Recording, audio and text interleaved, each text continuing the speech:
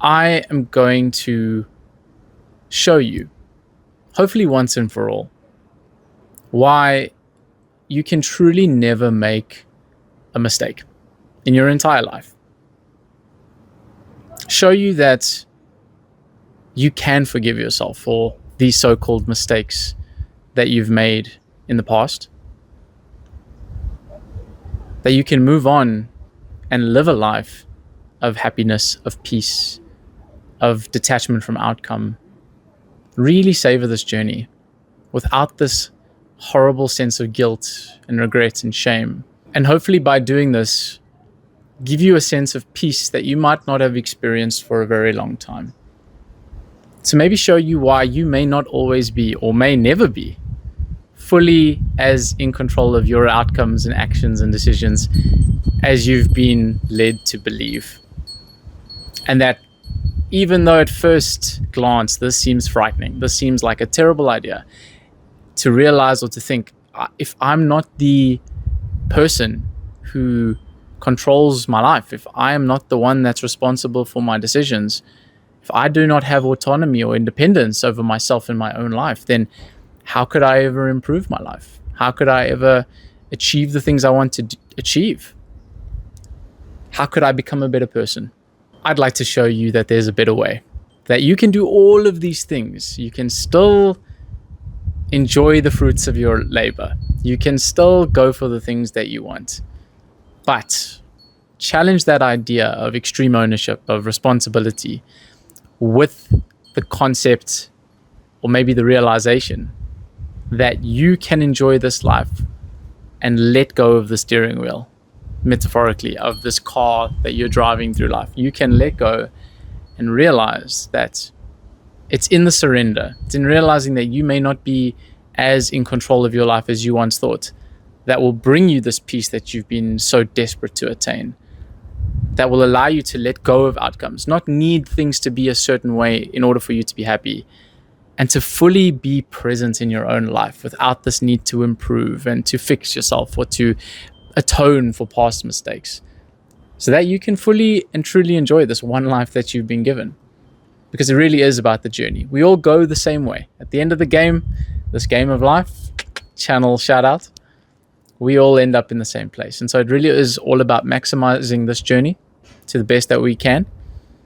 And in order to maximize it, we need to start with acceptance, with letting go of attachment to outcome and finding peace, so that we may truly be present and enjoy this one beautiful life that we have.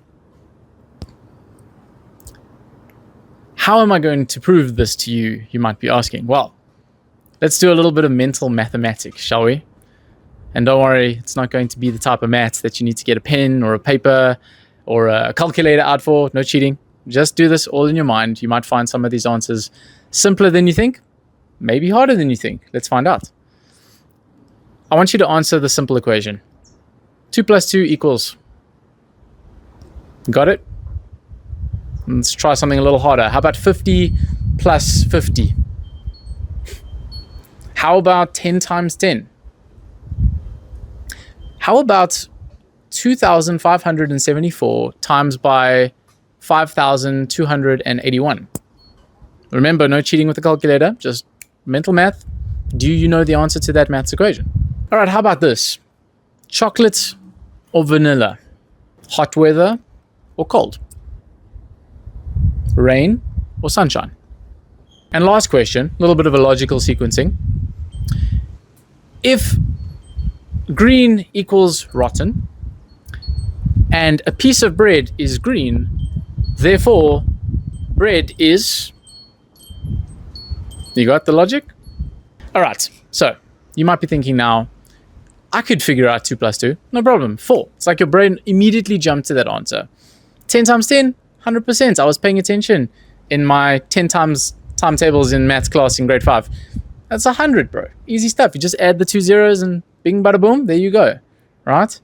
Perhaps you could deduce that the bread, because it was green, equals that the bread was rotten, right? Pretty straightforward stuff. Now, my question is, how much independent thinking did you need to do in order for your brain to come to those conclusions? How much work, truly independent work, did you have to do to figure out that 2 plus 2 equals 4? Unless you have never done maths in your life. But then again, that also proves my point, which I'll reveal shortly. But I'm hoping that you can see right now that your brain just kind of went ahead. It found the answer, it put it in front of you, and it was simple enough to say that the answer was 4 or 100 or that the bread was rotten. Now, when it came to this very difficult times table that I gave you, I can't even remember what the numbers were. It was like 2,841 something times 5,783. I'm not sure. But I'm pretty sure the majority of you, unless you were like some super genius as a kid and studied maths as a career, would have struggled with that answer, right? You would have said, flip, bro, there's no ways I can tell you the answer to that because it's a ridiculous amount of mental math to work out. But what if I told you that there is somebody out there in this world, maybe watching this video, and if it is you, please identify yourself in the comments so we can congratulate you for your intelligence and your amazing talent. But there is somebody out there that could do that maths equation, believe it or not. But I'm pretty sure that the majority of us, no matter how hard we tried, just couldn't come to the answer. The fact of the matter, and the lesson that I want to reveal to you after doing these weird and wonderful equations, is that you can't help but know what you know, and you can't help but not know what you don't know. And your brain does this working out for you. The thoughts in order to work out these equations just simply happened. If you really look back at that process of yourself thinking a moment ago, there was nothing you had to do. Your brain kind of did the work for you. These thoughts and equations and solving just appeared, right? And when you couldn't do the equation in the very same way, your brain was unable to give you an answer that it couldn't fathom, that it couldn't logically do on its own. Perhaps in the next few moments, you go on a calculator and you do the maths on that crazy equation or that crazy times table, and you know the answer. And then if I asked you the same question in 2 minutes from now, your brain would say, it's like you wouldn't have to ask your brain again. It would know the answer because it learned the answer. What if I told you that your brain does these calculations automatically for you in every aspect of your life without you even needing to run it? Because it really does. Same thing goes for the chocolate or vanilla, right? These are less of a equation kind of working out kind of problem, but I'm pretty sure that just in the same way you were able to jump and choose an answer between the numbers, you were able to pick chocolate. It's my favorite, right? I love the sunshine. Who wants to be rained on all day, right? These answers were just as automatic to you as the equations were, or were not. Perhaps you were in between the chocolate and vanilla. You were like, it's a bit of a much of a muchness. I actually prefer banana. I prefer lime.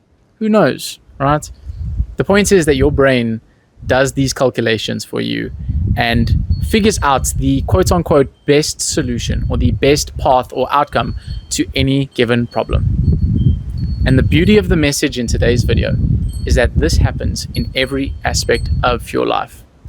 Your brain makes decisions based on the data that it has at any current time, the output that it is able and kind of ready to give you at any one given time, based on the knowledge and the experience and the learning that it's done prior and previously in your entire life. And sometimes, unfortunately, your brain simply, no matter how hard it tries, cannot find the answer that you need in that given moment, of no fault of its own, simply because it is in that current state at that time of that problem, and it did the very best that it could given the information that it had. There was a very famous study conducted, I think a couple decades ago now, maybe even 30 years ago.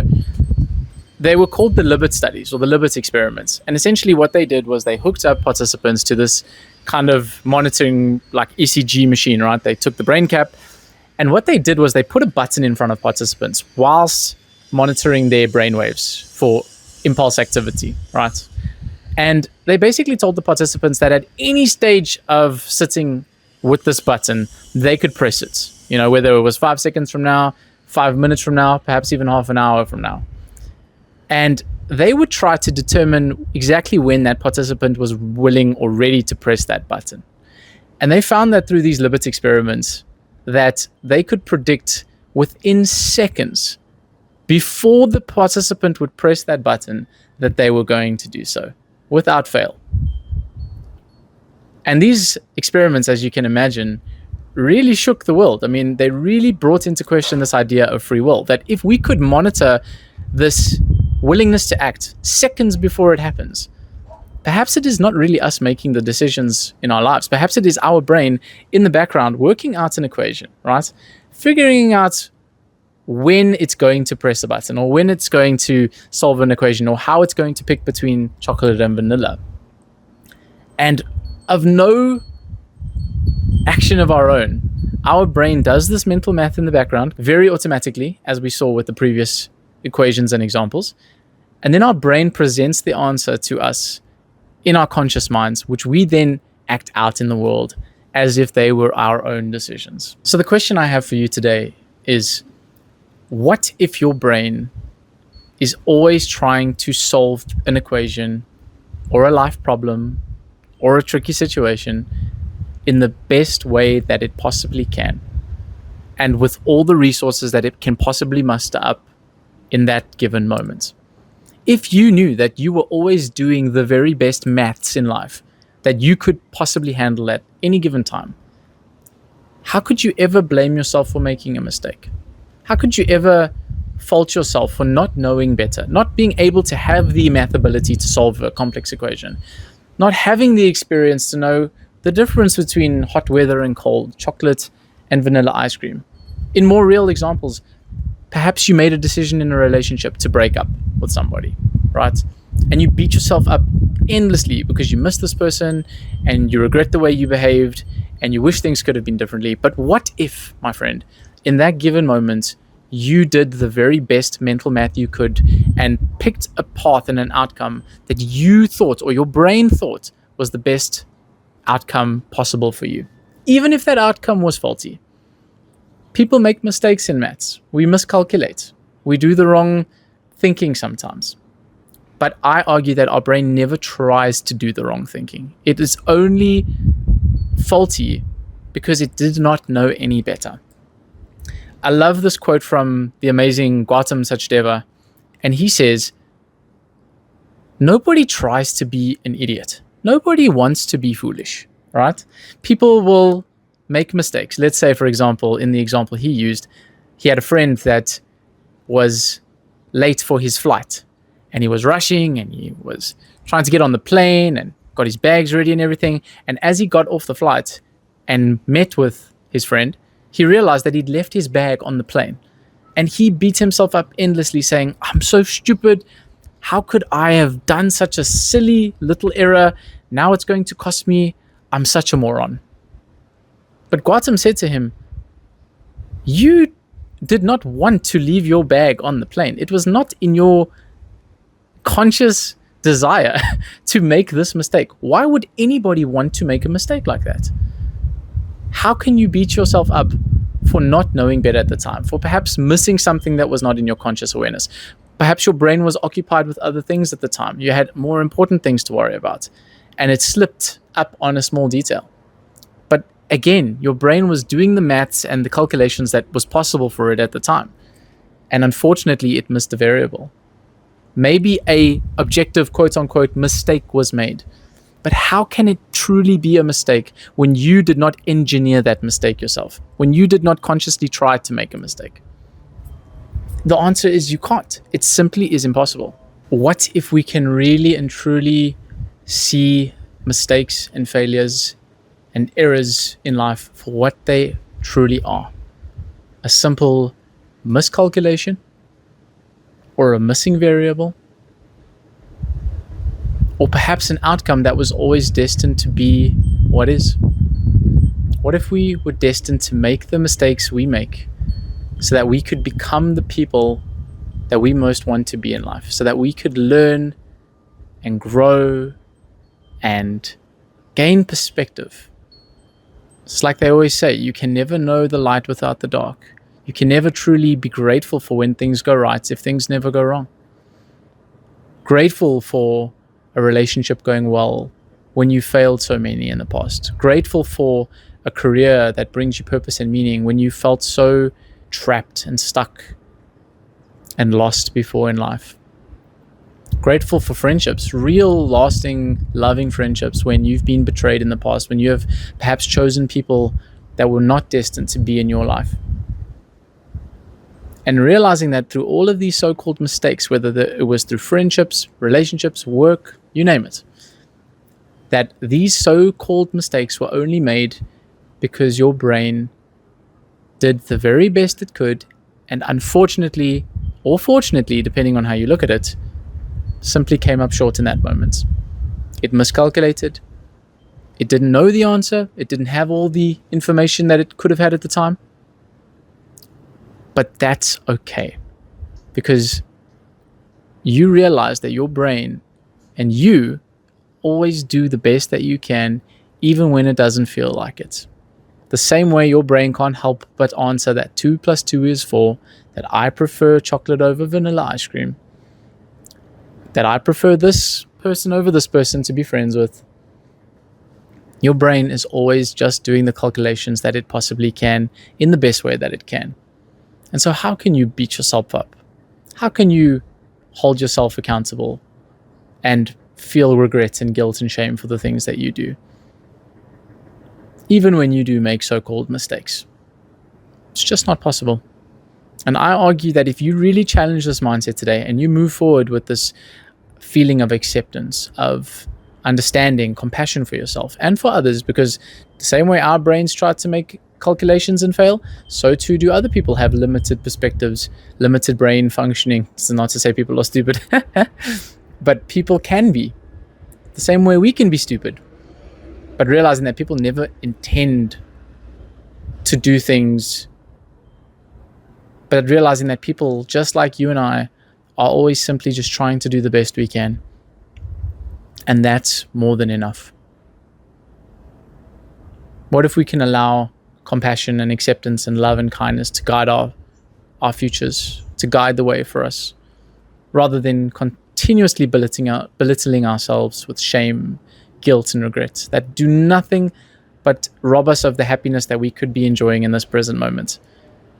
From realizing that these mistakes we make are the lessons that will mold us into the people we want to become, to give us the rich experiences of life, both failures and triumphs. Because who wants a life of no mistakes? Who wants a life of everything going perfectly all the time? That would be a bland and boring life, a life of no substance or richness or character. And that's not you. So, forgive yourself. Realize that there is literally no way you can make a mistake, at least consciously. And when these mistakes and failures do inevitably happen, remind yourself of this truth. Remind yourself that you and your brain simply did the best calculation it could. You didn't get the outcome you wanted, and that's totally fine.